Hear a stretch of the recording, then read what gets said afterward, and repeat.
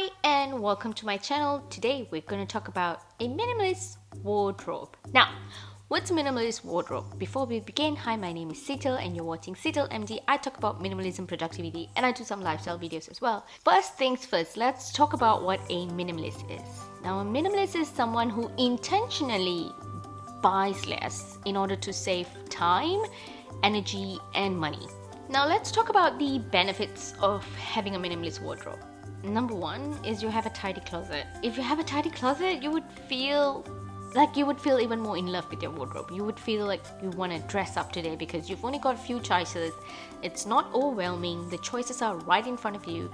You could pick up a pair of bottoms and then try to pair it with any type of top. I usually go top first and then bottoms, which makes dressing up a little difficult. But if you could choose the bottom first and then the top, or either way, whatever works for you, and if you only have very little to try from, it makes it easier for you to decide on what to wear. And not to mention having a tidier closet. If you have too many things, then you have to fold a lot more clothes, you have to iron a lot more clothes, you have to wash a lot more clothes, you have to spend more time organizing your closet. But if you have very little, you spend very little time in thinking about your wardrobe. That frees up a lot of space in your mind and in your time and your money, and you could enjoy doing other things that gives you more fulfillment in life, because our lives cannot be about dressing up every day, right? It cannot be the whole day that we have. We have 24 hours a day. We cannot spend 24 hours thinking about our wardrobe all the time. Like, I would not even want to spend more than 5 minutes in a day about my wardrobe or what I'm wearing. That brings me to number two, more time, more money. So, as I mentioned earlier, when you have less things or less clutter to go through in your wardrobe, you have more time to think about other things that you want to do that day. Like, what do you want to cook for dinner? Or what are you going to do after dinner? Are you going to go get a glass of wine with your partner? Whatever it is. And you would definitely have more money, because think about all those clothes in your wardrobe that you no longer wear. That's all money. If you can attach a price to all of those things that you've only worn once. So if a piece of clothing was $30 and you've only worn it once, it's still priced at $29. But if you've worn it 30 times, then it's $1. So you can put $1 to it and be happy that you've worn it 30 times. But if you've only worn it one time, it's still $29. So put back your money up there, write it down on a post-it and stick it on that piece of clothing. Go, that clothing right there is $29 that's not in your account right now. Number two, it increases your confidence. So when you wear clothes that you love and you truly intentionally bought them because you truly know and you truly appreciate the fact that when you wear that piece of clothing, you look absolutely amazing.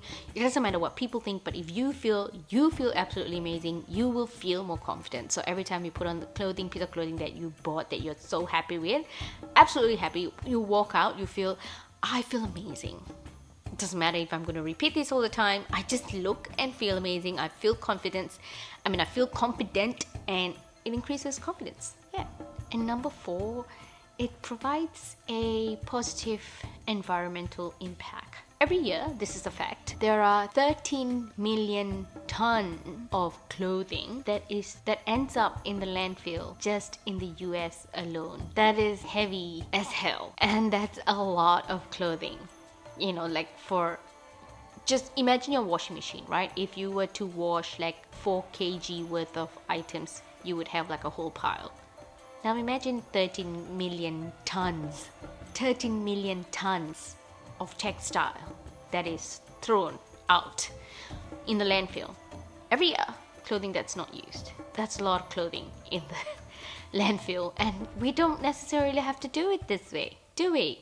Okay, so now let's talk about what's a minimalist wardrobe versus a capsule wardrobe. I do a capsule wardrobe every year, but this year, funny story, I actually missed autumn. We're in the southern hemisphere, and autumn actually started 1st of March. I actually missed it because the weather is still warm outside.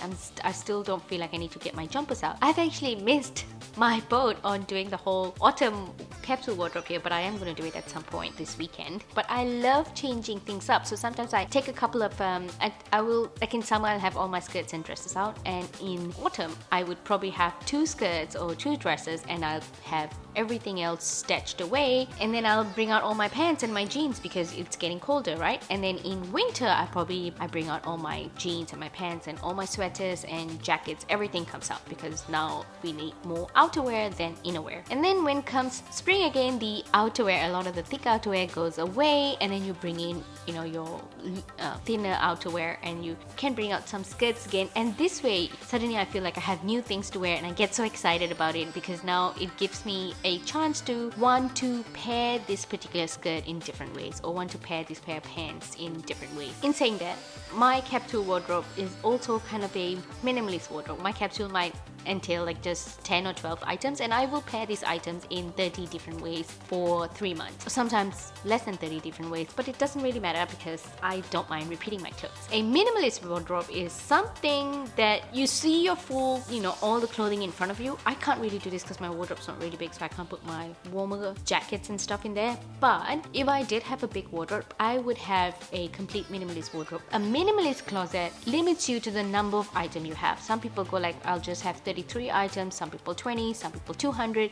Whatever item it is, to me, it's not really about the number. Like, I've seen a lot of bloggers and vloggers out there that say that they're minimalist, but they have a lot more shoes than I have, a lot more clothes than I have. And it's not about the number of items, in my opinion. It's about making sure that you're only buying things that you love. Now, you can say that, hey, I'm a minimalist. I'm buying things that I only love. And yet, when you look at your closet, it's so full that you can't even put your hand through the piece of clothing between the hangers. That's not really minimalist. A minimalist is someone who buys clothes intentionally, and then when they buy something new, they tend to keep in mind, or they're mindful of bringing more things in so that maybe they can swap out things that they no longer wear. They can sell it, donate it, or recycle it appropriately. In order to build a minimalist wardrobe, it's really not that hard. Number one, you need to think about your daily needs. So you kind of need to make a pie chart, and in that pie chart, kind of divide yourself on what you do daily. So if you are like a full-time mom at home and you mostly manage the child at home, or between home and all these different activities because your kids are a bit older and you kind of have to travel a lot, or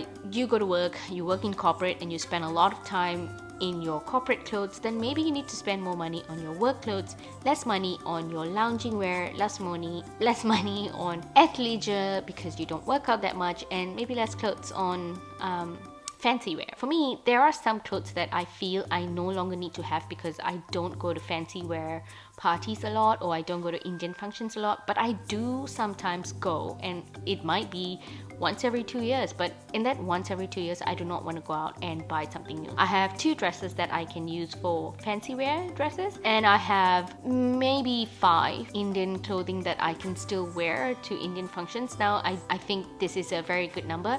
Some people have more, and that's okay if you think that you need more for your needs, and that's fine. This might be a bit extreme. One of my daily needs was to be at work, and as a doctor, when I was working in the hospital, I kind of had to do a lot of walking, and the hospital was big, so I needed to wear something that was comfortable, and I didn't want pants digging into my fat or digging into my belly, or pants that were too tight because after I eat, then I feel like I need to, unbutton myself. So I knew that pants was out, and I couldn't wear something comfortable like jogger pants because they would not really speak formal, and I had to wear something formal, but I didn't really want to look too corporate. So I bought a simple A-line dress from Uniqlo. I bought 5 of those, and I wore one dress every day, the same dress every day. During winter, I would layer up so I could, have good layers during the cooler months, winters and spring, and some in autumn.